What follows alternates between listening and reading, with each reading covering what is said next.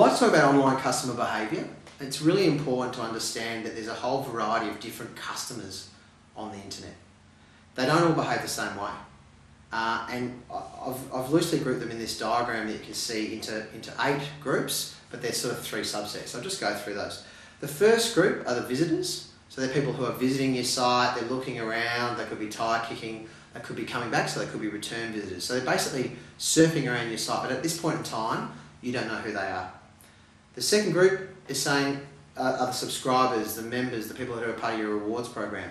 They may have they've given you some of their data, they've given you some of their personal information. They said, look, hey, stay in touch with me. I'm actually quite interested in your product or service.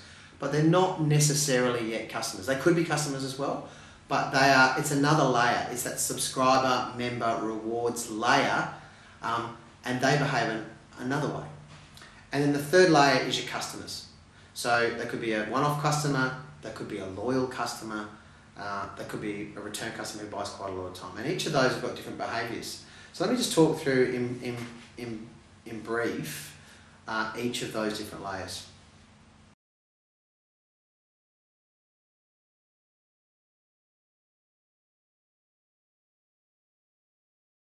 Some of the ways you can get customers is through TV, radio, magazine, press, word of mouth, PR, or it could even be search engine optimization where you optimize your site for Google so you get a high position on Google.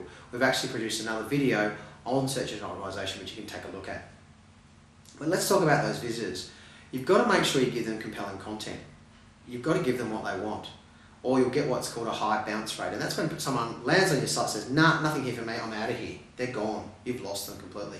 So you need to make your page and your site sticky. You need to make it compelling, you need to give them the information they want. And ideally, you need to try and give them some rich content that generates interest to keep them on your site. So that's your visitors. So that's your web visitors and your return visitors.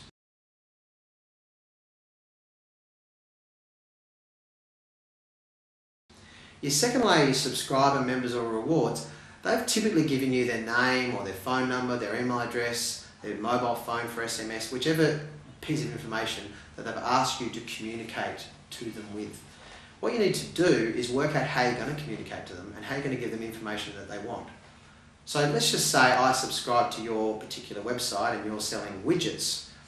What might be useful is that every month you email me an update on the new widgets you've got. Simple as that. Every month I get a little email saying, hey, don't forget about us, we sell widgets. It's as simple as that. With your members, what can you give them what rewards can you give them? What bonuses can you give them? Can you give them 10% off? Can you give them free delivery? Can you give them some value for being a member of your site so that they give you their information? You have to give me something. If I'm going to give you my email address, you've got to give me something in return. I'm just not going to join your newsletter. You need to give me some value. Rewards program, another thing, that's something, if you purchase a certain amount, you get certain rewards, you build up points. That's a more complicated mechanism. You could be part of a broader rewards program, you could have one on your own site. But again, there's options for gaining subscribers, getting members and rewards. And that's a layer of your site that you need to service, particularly with email content on a regular basis.